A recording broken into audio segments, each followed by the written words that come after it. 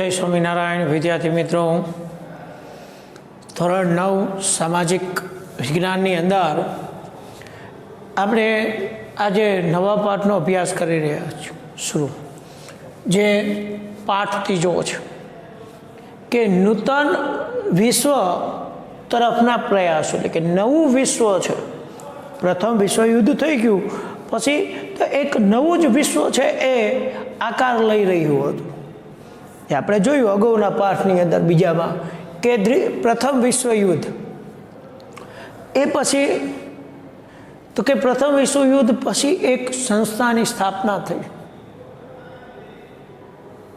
કે જે વિશ્વ શાંતિ માટેના પ્રયાસો માટે હતા, અને એ પછી જે વિશ્વ છે એ નિર્માણ પામ્યું, જેને આપણે નૂતન વિશ્વ તરફના પ્રયાસો, કે જે નવું વિશ્વ છે એ આકાર લઈ રહ્યું હતું. તો એ માટેના જે કંઈ બાબતો છે તો એનો આપણે આની અંદર અભ્યાસ કરીશું કે જે પ્રથમ વિશ્વયુદ્ધ થઈ ગયું એ પછી કેવી ઘટનાઓ બની અને નવો રાષ્ટ્ર છે એનું નિર્માણ થયું, એ અંગેની બાબતોમાં. તો પહેલાં આપણે જોઈએ તો કે બે વિશ્વયુદ્ધો વચ્ચેના વૈશ્વિક પ્રવાહો. અગાઉના જે પાઠની અંદર આપણે જોયું હતું કે પ્રથમ વિશ્વયુદ્ધ થયું પછી તો કે એક સંયુક્ત દેશો દ્વારા મોટા ભાગના કે જે જોડાણા અને પેરિસ જે શાંતિ પરિષદ યોજાણી, જે વસેલ સંધિ તરીકે આપણે ઓળખીએ છીએ, અને એને તો કે વિશ્વની અંદર શાંતિ માટેના પ્રયાસો કરવા માટે એ સ્થાપવામાં આવી કે જેથી કરી પ્રથમ વિશ્વયુદ્ધ થયું એવું ને એવું બીજું કોઈ પણ યુદ્ધ ન થાય, નરસંહાર ન થાય. તો એ માટે એક તો કે સંઘની સ્થાપના થઈ, પણ એ નિષ્ફળ ગયું અને બીજું વિશ્વયુદ્ધ એ તો કે થયું. તો બે જે વિશ્વયુદ્ધ થયા, બીજું વિશ્વયુદ્ધ, તો એ તરફ જે દોરી જનારા જે પરિબળો છે, કારણો છે, એની અંદર કેવી બાબતો હતી, તો એ અંગેનો આપણે અભ્યાસ અહીંયા કરશે કે બે વિશ્વયુદ્ધ વચ્ચેની વૈશ્વિક પ્રવાહ, એટલે કે વિશ્વની અંદર કેવી ઘટના બની કે જેને કારણે વિશ્વયુદ્ધ બીજું રચાઈ ગયું. તો એમાં પ્રથમ વિશ્વયુદ્ધ બાદ લોકોની આર્થિક અવદશા થઈ. પ્રથમ વિશ્વયુદ્ધ પૂરું થઈ ગયું એ પછી તો કે જે વિશ્વના દેશો એની અંદર જોડાયેલા હતા, જેની અંદર ઘણો જાનમાન હાનિ થઈ, અનેક તો કે નાણાકીય ખર્ચ થયો, જેને કારણે આર્થિક ઉદ્યોગો છે પડી ભાંગે છે. જે આર્થિક અવદશા થઈ, સારી સ્થિતિ રહી નહીં, અર્થતંત્ર ઉપર એની માઠી અસરો થઈ, લોકોને પોતાની આર્થિક પ્રવૃત્તિ માટે ઘણી બધી પરિશ્રમ કરવો પડતો, વેઠવી પડતી. તેને સુધારવામાં તત્કાલીન સરકારો નિષ્ફળ ગઈ, અને એ સમયે જે તે દેશની અંદર જે તે સરકાર હતી મોટા ભાગની, તો એ સરકાર છે તો એ સમયે જે આર્થિક અવદશાને સુધારવા માટેના પ્રયત્ન કર્યા પણ સફળતા મળી નહીં, નિષ્ફળ રહી એ સરકાર. અને તેથી લોકોને લોકશાહીમાંથી વિશ્વાસ ઉઠી ગયો. શું થઈ ગયો કે સરકારે જે પ્રયત્નો કર્યા પરંતુ એમની આર્થિક સ્થિતિમાં સુધારો લાવી શકી નહીં. શું થયું? સરકાર એ સમયે જે તે સરકાર હતી એ નિષ્ફળ ગઈ. તેથી લોકોને લોકશાહીમાંથી વિશ્વાસ ઉડી ગયો કે હવે લોકશાહી શાસન વ્યવસ્થા યોગ્ય છે નહીં. કેટલાક રાષ્ટ્રોમાં સરમુક્તાશાહીનો ઉદય થઈ ગયો. હવે લોકશાહી શાસન વ્યવસ્થા હતી અને જે તે એ સમયે સરકાર હતી, તો એ સરકાર પ્રયત્ન છતાં એમની આર્થિક સ્થિતિમાં સુધારો લાવી શકી નહીં, જેને પરિણામે લોકોએ લોકશાહીને છોડી દીધી કે લોકશાહી શાસન વ્યવસ્થા યોગ્ય છે નહીં. તો કેટલાક રાષ્ટ્રોની અંદર સરમુક્તાશાહીનો ઉદય થયો. કેવી સરમુક્તાશાહી? એટલે એક જ હતું શાસન, એક જ વ્યક્તિ દ્વારા શાસન વ્યવસ્થા ચલાવવામાં આવે એવું શાસન, જે સરમુક્તાશાહી શાસન વ્યવસ્થા કહેવામાં આવે છે. કેવી કહેવાય? સરમુક્તાશાહી. એટલે પોતાના દ્વારા જ વહીવટ કરી શકે એવી સરકાર છે એ નીમવામાં આવે કોઈ વ્યક્તિ દ્વારા કે પક્ષ દ્વારા, જેના પરિણામે દ્વિતીય વિશ્વયુદ્ધને સર્જનાત્મક પરિબળ બનાવ્યું હતું. જેના પરિણામે એટલે કે એના પરિણામે જે સરમુક્તાશાહી શાસન વ્યવસ્થા આવી, તો એને કારણે દ્વિતીય વિશ્વયુદ્ધને એટલે કે દ્વિતીય વિશ્વયુદ્ધ જે થયું, નિર્માણ થયું, તો એ નિર્માણ પરિબળની અંદર મહત્વની ભૂમિકા ભજવી. પરિબળ બની ગયું કે હવે દ્વિતીય વિશ્વયુદ્ધ તરફના પ્રયાસો આગળ વધી રહ્યા છે. આ સંદર્ભોના નીચેની જે કંઈ ઘટનાઓ છે એનો અભ્યાસ કરવાનો છે કે જે શું થયું, તો કે દ્વિતીય વિશ્વયુદ્ધ તરફ દોરી જતી ઘટનાઓ હતી, જેમાં ઇટાલીમાં ફાસીવાદ, જર્મનીમાં નાઝીવાદ, જાપાનમાં લશ્કરવાદ અને વૈશ્વિક મહામંદી જે 1929થી 42 સમયગાળા દરમિયાન જોવા મળી. તો એ બાબતોને આપણે હવે ઘટનાક્રમને સમજીએ. તો પહેલું છે એમાંનું કે ઇટાલીમાં ફાંસીવાદ જે પક્ષ છે એ આવ્યો અને એ શાસન વ્યવસ્થા આવી, તો જેને ફાસિસ્ટ પક્ષ તરીકે ઓળખે છે, ફાસિસ્ટ અથવા ફાસિસ્ટ પક્ષ તરીકે ઓળખવામાં આવે છે. એક તો પ્રથમ વિશ્વયુદ્ધમાં ઇટાલી વિજેતા રાષ્ટ્રોના પક્ષે હતું અને તેમના પક્ષે રહી અને લડ્યું. જ્યારે પ્રથમ વિશ્વયુદ્ધ થયું, તો એ પ્રથમ વિશ્વયુદ્ધ દરમિયાન ઇટાલી છે એ ઇટાલી એની અંદર જોડાયેલું હતું. એ પ્રથમ વિશ્વયુદ્ધ લડ્યું, તો એ કોના પક્ષે હતું? એમાં બે પક્ષ હતા પ્રથમ વિશ્વયુદ્ધમાં. એક ધરી રાષ્ટ્ર હતું અને એક તો કે મિત્ર રાષ્ટ્ર. તો એની અંદર એ કેના પક્ષે રહી ગયું? તો કે મિત્ર રાષ્ટ્ર જે વિજય પક્ષ તરીકે હતો, એટલે કે વિજેતા જે રાષ્ટ્રનો પક્ષ હતો એ પક્ષની સાથે રહી અને યુદ્ધ લડ્યું હતું ઇટાલીએ, અને એને સહકાર આપ્યો. તેમાં ઇટાલીને 12 અબજ ડોલરનો જંગી ખર્ચ થયો. કેટલો થયો? ઇટાલી છે એને આ પ્રથમ વિશ્વયુદ્ધમાં ભાગ લીધો અને મિત્રો રાષ્ટ્રના પક્ષને હતો, એટલે કે વિજય રાષ્ટ્રના પક્ષે હતો. તો એ યુદ્ધની અંદર ઇટાલીએ ભાગ લીધો, તો ઇટાલીએ કેટલો ખર્ચ કર્યો? તો કે 12 અબજ ડોલર છે એ ખર્ચી નાખ્યા યુદ્ધની અંદર, જંગી ખર્ચ કર્યો. ઉપરાંત 6 લાખ સૈનિકોની જાનહાનિ થઈ અને એને શું થયું? 6 લાખ જેટલા વ્યક્તિઓ છે, સૈનિકો છે, એની અંદર મૃત્યુ પામ્યા હતા એના, એટલે હાનિ થઈ એને, જાનમાન હાનિ, કે જેમાં 6 લાખમાંથી અમુક ઘણા બધા મૃત્યુ પામ્યા હોય એવી રીતે દરેક બાબતો. એટલે કે 6 લાખ સૈનિકોની જાનહાનિ એને ભોગવવી પડી. કોને? તો કે ઇટાલીએ. એક તો 12 અબજ ડોલરનો ખર્ચ થયો, બીજું 6 લાખ સૈનિકોની તો કે જાનહાનિ થતા છતાં મિત્ર રાષ્ટ્રોએ મનગમતા પ્રદેશ તો કે લઈ લીધા અને ઇટાલીને ઉપેક્ષા થઈ. તેથી ઇટાલી રોષે ભરાયું. ઇટાલી છે એ પ્રથમ વિશ્વયુદ્ધની અંદર એ વિજય રાષ્ટ્રોના પક્ષે રહી લડ્યું, એની અંદર એને શું કર્યું? 12 અબજ ડોલરનો ખર્ચ પણ કર્યો. એ ઉપરાંત 6 લાખ સૈનિકો છે એની જાનમાન હાનિ પણ એને ભોગવવી પડી. છતાં પણ મિત્ર રાષ્ટ્રએ ઇટાલી સામે કાંઈ જોયું નહીં અને મિત્ર રાષ્ટ્રએ પોતાના જે કાંઈ મનગમતા જે કાંઈ પ્રદેશો છે એ પોતપોતાની રીતે લઈ લીધા.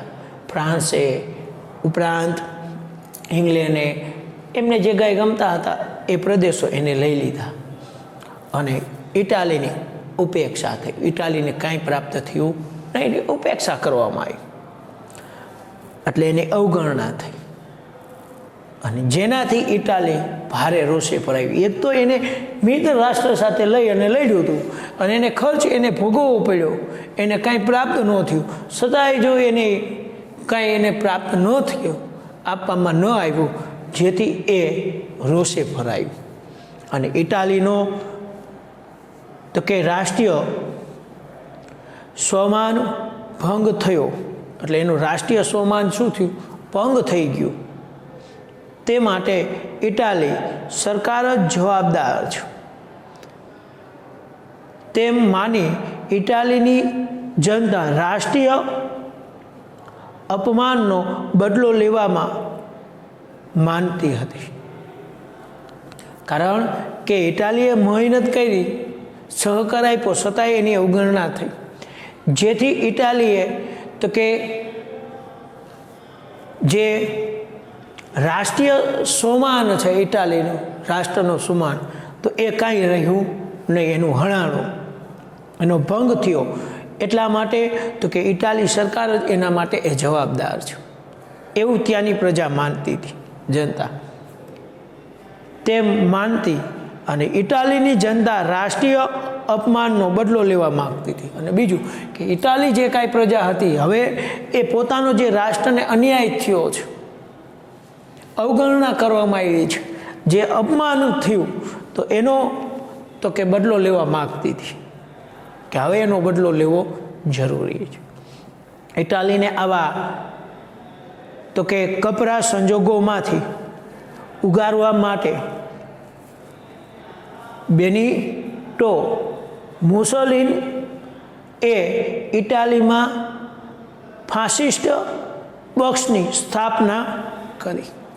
હવે ઇટાલીમાં ફક્ત એક જ એવો પક્ષ હતો, એવો વ્યક્તિ હતો કે જે ઇટાલી આ સમયે સંભાળી શકે, સંજોગોમાં ઉગારી શકે.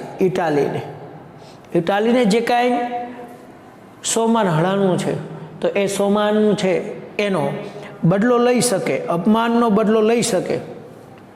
તો આવા કપરા સંજોગોની અંદર ઉગારવા માટે તો કે એક જ વ્યક્તિ, કોણ?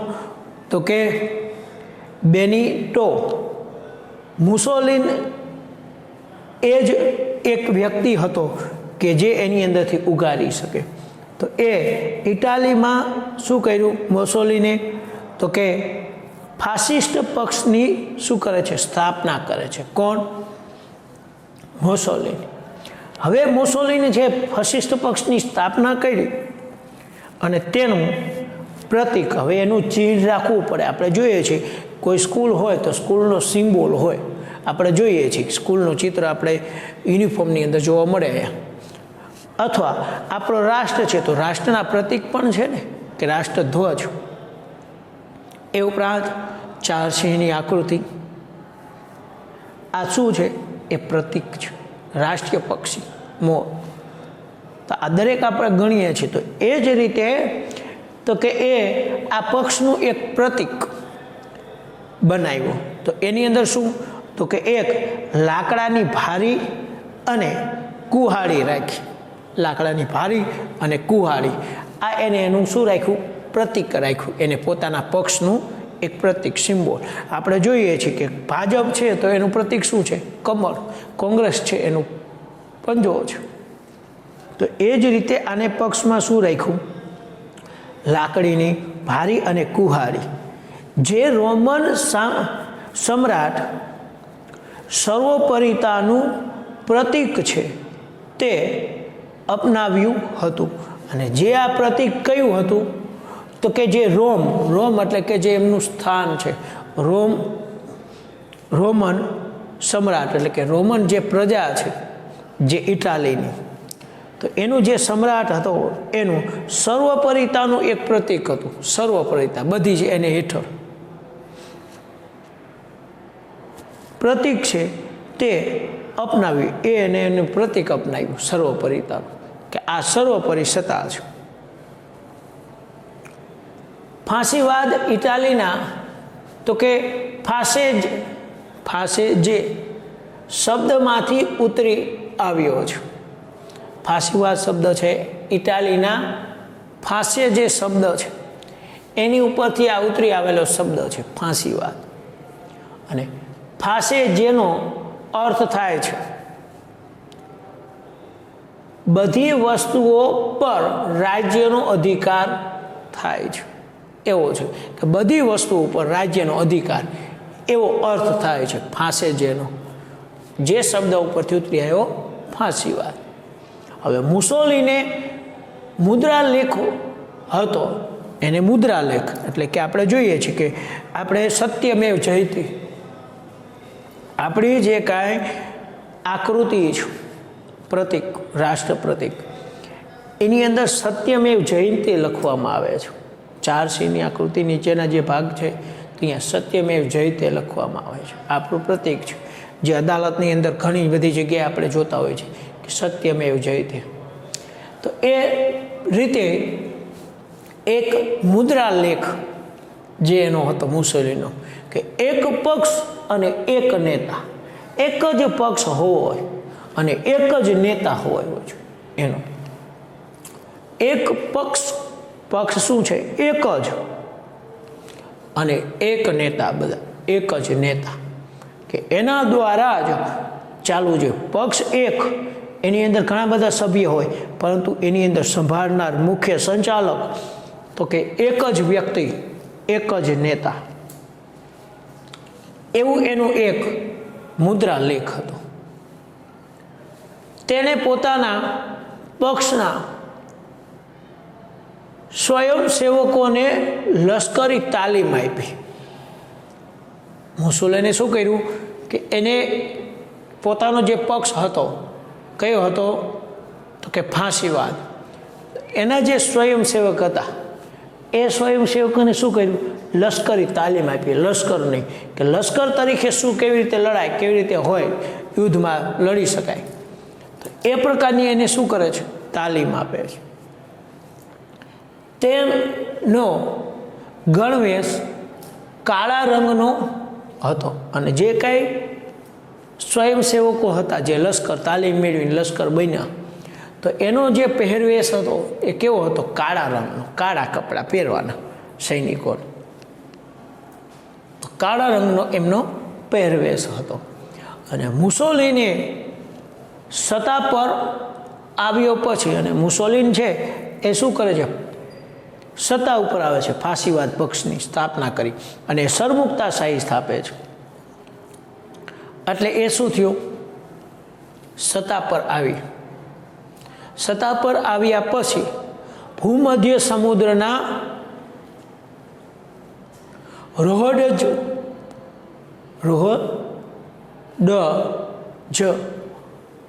અને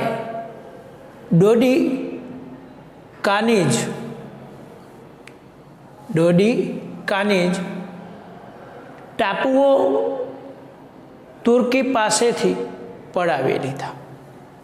બે, એક રહોડજ અને બીજું ડોડિકાનીજ. રોહડજ અને ડોડિકાનીજ, આ બે ટાપુઓ છે એ કેની પાસે હતા? તુર્કી પાસે હતા. એ બે તુર્કી પાસેથી પડાવી લે છે. પણ કોણ? મુસોલીન જ્યારે શાસન ઉપર આવે છે ઇટાલીમાં, ત્યારે એ મુસોલીના બે ટાપુઓ જે ભૂમધ્ય સમુદ્રની અંદર આવેલા છે, રોહડજ અને ડોડિકાનીજ, આ બે ટાપુઓ એમની પાસેથી પડાવી લે છે. કોની પાસેથી? તુર્કી પાસેથી. અને 1924માં અલ્બેનિયા, એબિસિનિયા અને ક્યુમ બંદર જીતી લીધું, અને બીજું એને યુદ્ધ ચાલુ કરી નાખ્યું, લડવાનું કૂચ. ધીમે ધીમે પોતાનું સામ્રાજ્ય વધારવા લાગ્યો, પડાવવા લાગ્યો આજુબાજુના પ્રદેશોમાં. એ બી જે એને શું કર્યું તો કે 1924ની અંદર અલ્બેનિયા લઈ લીધું, પછી એબિસિનિયા પર કબજો મેળવી લીધો, અને ક્યુમ જે એના બંદર જીતી લીધા. આ બધા બંદર એને જીતી લીધા. કોને? મોસોલિનીને જીતી અને પોતાનો કબજો મેળવ્યો.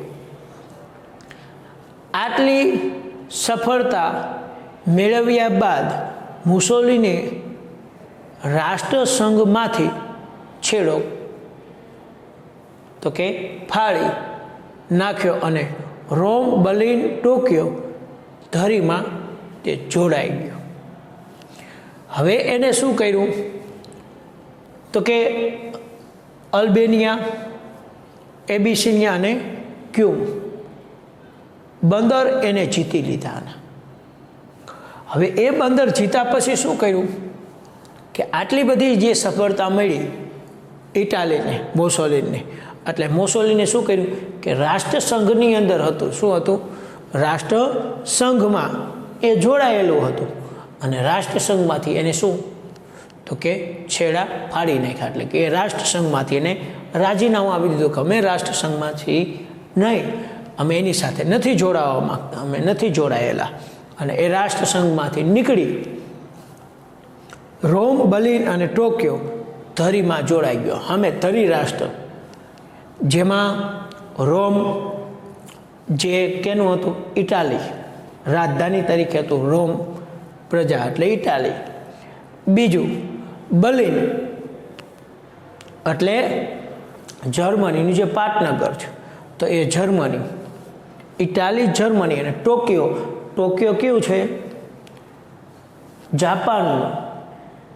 અને જાપાન. રોમ રાજધાની કેની છે? ઇટાલીની. જર્મનીની ટોક્યો અને બર્લિન અને ટોક્યો એ જાપાનની. એમ ત્રણેય રાષ્ટ્રો છે, ધરી રાષ્ટ્રો જોડાઈ ગયા. ત્રણેય ત્રિપક્ષી રાષ્ટ્ર થઈ ગયા. ત્રણ. હવે ત્રણ રાષ્ટ્ર જોડાઈ ગયા, સાથે સંધિ થઈ ગઈ ત્રણેય રાષ્ટ્રોની એકબીજાની, ત્રિપક્ષી સંધિ થઈ. આમ ઇટાલી દ્વિતીય વિશ્વયુદ્ધ માટેનું જવાબદાર પરિબળ બન્યું. આવી રીતે દ્વિતીય વિશ્વયુદ્ધનું એક પરિબળ તરીકે ઇટાલી ઊભો થઈ ગયું. બીજી બાજુ તો કે જર્મનીમાં નાઝીવાદ. જેમ ઇટાલીની અંદર ફાંસીવાદ છે એવો સ્થપાણો, એવી જ રીતે એક પક્ષ ઇટાલીની અંદર સ્થપાણો જે નાઝીવાદ હતો. પ્રથમ વિશ્વયુદ્ધમાં જર્મનીની હાર થઈ ગઈ. પ્રથમ વિશ્વયુદ્ધની અંદર જર્મની પરાજય થઈ ગયો. એ આપણને ખબર છે કે પહેલું વિશ્વયુદ્ધ થયું એમાં પરાજિત બન્યું. તે આર્થિક રીતે પડી ભાંગ્યું, કારણ કે એને આકરો દંડ ભરવો પડ્યો. એના સારા એવા પ્રદેશો છે, ખનિજ પ્રદેશો છે, એ બધું જ આપણે જોઈએ છે. વસેજ સધી અનુસાર શું કરવા પડ્યા? જે મિત્ર રાષ્ટ્ર હતા એને દેવા પડ્યા, ના છૂટકે. હવે એને કારણે જર્મની છે એને શું થાય છે?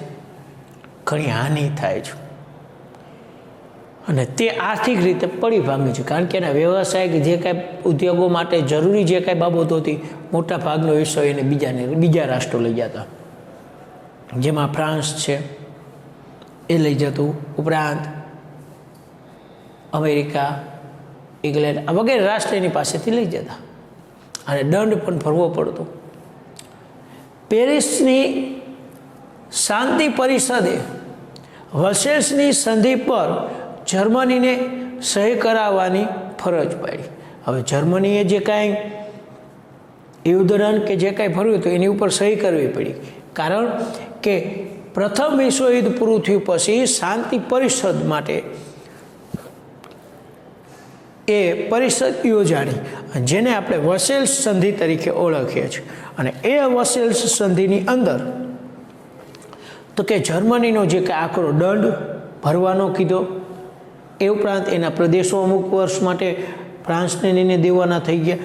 આ દરેક બાબતો ઉપર, શરતો ઉપર એને શું કર્યું? બળજબરીપૂર્વક સાઇન કરાવી, ફરજ પાડી કે આની ઉપર તમારે સાઇન કરવી પડશે. જેમ આપણે જોઈએ છીએ કે પહેલાં પ્રથમ વિશ્વયુદ્ધ પૂરું થયું પછી એની ઉપર આપણે જોયું અગાઉના બીજા પાઠમાં કે એ તો કે ગોળીની નિશાને રાખે અને એમને સાઇન કરાવી. આપણે જોઈએ છીએ પિક્ચરોની અંદર કે જે કંઈ કરાવે છે કે સાઇન કરો તો આપણને ગોળી રાખે છે. તો એ જ રીતે આની અંદર ફરજ પાડી કે તમે એની અંદર હસ્તાક્ષર કરો, એટલે કે સાઇન કરાવડાવી. આ અન્યાયી સંધિ જર્મન પ્રજા અત્યંત ક્રોધિત થઈ ગઈ. જર્મન પ્રજાને છે આટલો બધો આકરો દંડને આ દરેક બાબતોથી એ ક્રોધિત થઈ કે આ યોગ્ય છે નહીં, કે જર્મન સાથે આ યોગ્ય કર્યું નથી, આ અન્યાય કર્યો છે. તો એનેથી એ ક્રોધિત હતી.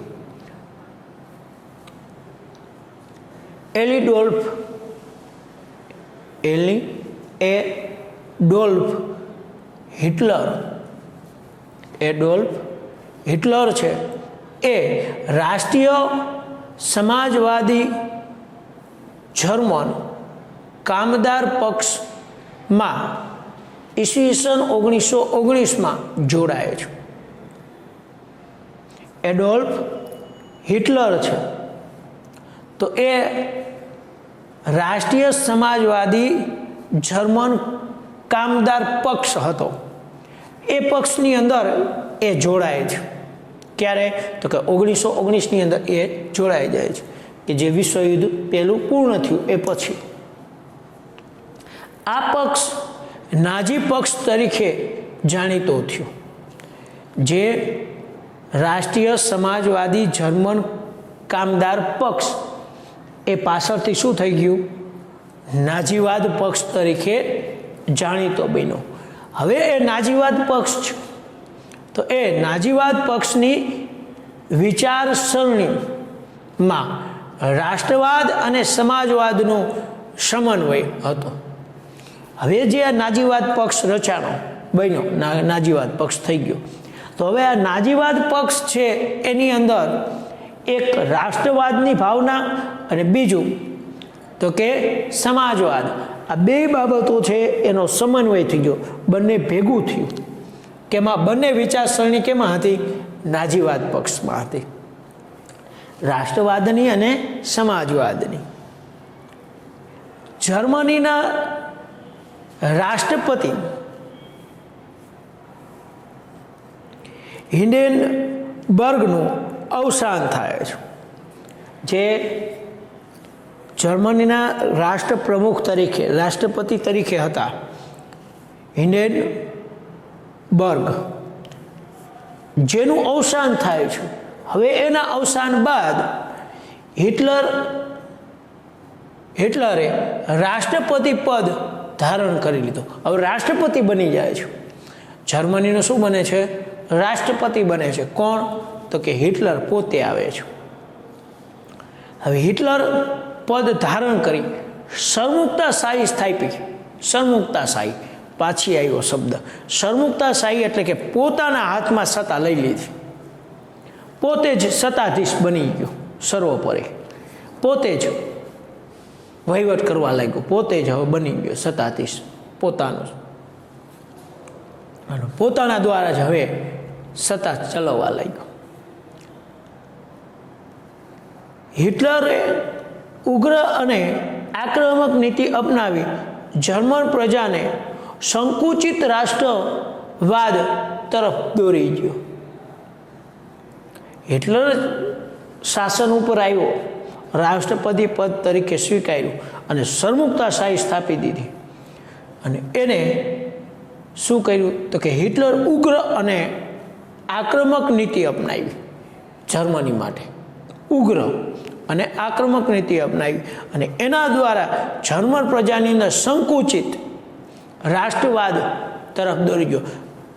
જે જર્મનની પ્રજા હતી એને શું કર્યું? રાષ્ટ્રવાદ ભાવના તરફ લઈ ગયો, કે એક જ રાષ્ટ્ર, આપણો જ રાષ્ટ્ર, આપણી જ જર્મન પ્રજા, આપણું જ પ્રભુત્વ, આવી દરેક ભાવના તરફની જે સંકુચિતતા છે એ તરફ જર્મની પ્રજાને દોરી જાય છે. જર્મની પ્રજાની અંદર રાષ્ટ્રવાદની ભાવના ઊભી કરે છે કે રાષ્ટ્ર હોવો જોઈએ આપણો, આપણે જ આપણું રાષ્ટ્ર છે એના કરતા હતા. એમ એ જોડાઈ ગયો. જર્મન પ્રજા હિટલરને તો કે ફ્યુહરર એટલે કે તારણહાર માનતી હતી. જે જર્મની પ્રજા હતી હિટલરને શું માનતી? તારણહાર, અમારો તારણહાર છે, અમારા રાષ્ટ્રનો માટેનો હિતેશુ છે એ માનતી હતી. નાજીવાદના સૈનિકો ભૂરા રંગનો લશ્કરી પોશાક પહેરતા.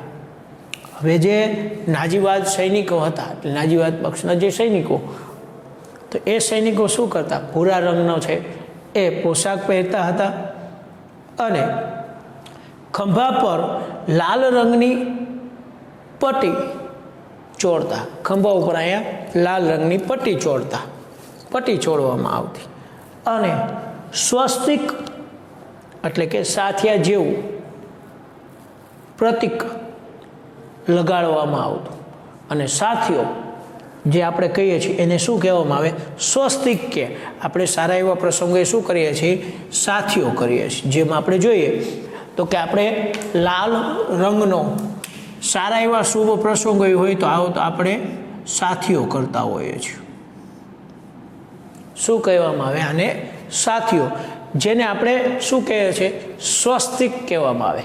આ સાથિયાને શું કહેવામાં આવે છે? સ્વસ્તિક કહેવામાં આવે. તો આવું જે પ્રતીક છે એ લગાડવામાં આવતું. આવો એમનો પોશાકને આ રીતે એ લગાડતા. સત્તા પર આવતા જે જર્મનીની અંદર હિટલર સત્તા પર આવ્યો એ પછી હિટલરનો એક હતું સત્તાવાદી અને યુદ્ધપ્રિય સ્વભાવ સ્પષ્ટપણે દેખાતો હતો, જોવા મળતો. જે હિટલર છે એ સત્તા ઉપર આવ્યો ત્યારે એની અંદર એક હતું પોતાના દ્વારા શાસન, પોતે એક જ વહીવટ કરતા, પોતાની ધારણા મુજબ વહીવટ સત્તા સંભાળનાર અને યુદ્ધ પ્રેમી, યુદ્ધનો ચાહક, યુદ્ધ કરવા માટે નો એનો જે સ્વભાવ આપણને સ્પષ્ટ એની અંદર જોવા મળતો, દેખાતો કે આ રાષ્ટ્ર ઉપર પોતાનો પ્રભુત્વ જમાવે છે અને પોતાના અનુસાર એ વહીવટ ચલાવે છે અને યુદ્ધ માટે હંમેશા તૈયાર રહે છે, યુદ્ધને જ મહત્વ આપે છે. તેનું મુખ્ય ધ્યેય શું હતું? તો કે જર્મનીના એક મહત્વની સત્તા તરીકેના ઉદયનું હતું.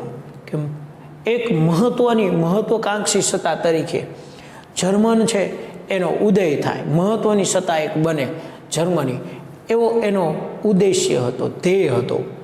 અને પરંતુ તેની નીતિઓનું લક્ષ્ય, પરંતુ એની જે કાંઈ નીતિ હતી એનું લક્ષ્ય જર્મન જાતિને શુદ્ધિકરણના નામે યહૂદીઓ, જીપ્સીઓ અને માનસિક રીતે વિક્ષેપ એટલે કે અસ્થિર વ્યક્તિઓનો નાશ કરવાનો હતો. એક તો એ શું હતો કે એક મહત્વની સત્તાનો ઉદયનું હતું એનું ધ્યેય, પરંતુ એની જે કાંઈ નીતિ હતી તો એ નીતિ કેવી હતી? તો કે જર્મની જે કાંઈ પક્ષ હતી એનું લક્ષ્ય, એની નીતિનું લક્ષ્ય શું હતું? કે જે જર્મન પ્રજા છે ને, જ્યાં જ્યાં જર્મન ત્યાં ત્યાં જર્મની, આવા જે કાંઈ શબ્દ સાથે જર્મને અંદર હિટલરે તો કે પોતાની જર્મન જાતિ છે એનું શુદ્ધિકરણ માટે કે જર્મન પ્રજા જ હોવી જોઈએ, એને જ મહત્ત્વ આપવા માટે એને શું કર્યું? યહૂદીઓ હતા જર્મનીની અંદર જે કાંઈ જેટલા વિસ્તારમાં, તો યહૂદીઓ છે એની હત્યા કરી, જીપ્સીઓ છે એને પણ હત્યા કરવામાં આવી, એ કરતો. અને માનસિક રીતે વિક્ષેપ એટલે કે માનસિક રીતે જે અસ્થિર હોય મગજમાં, કે જે અસ્થિર પાગલ ગાંડા જેવા વ્યક્તિઓ, તો એવા વ્યક્તિઓનો નાશ કરવાનો હતો ને એવા વ્યક્તિઓનો એ નાશ કરતો જ હતો. એવું એનું લક્ષ્ય હતું જર્મનીનું, તેનું હિટલરનું. એક તો પોતાની સત્તા છે એ ઉદય કરવાનો અને બીજી બાજુ જર્મન પ્રજાનો વિકાસ કરવો.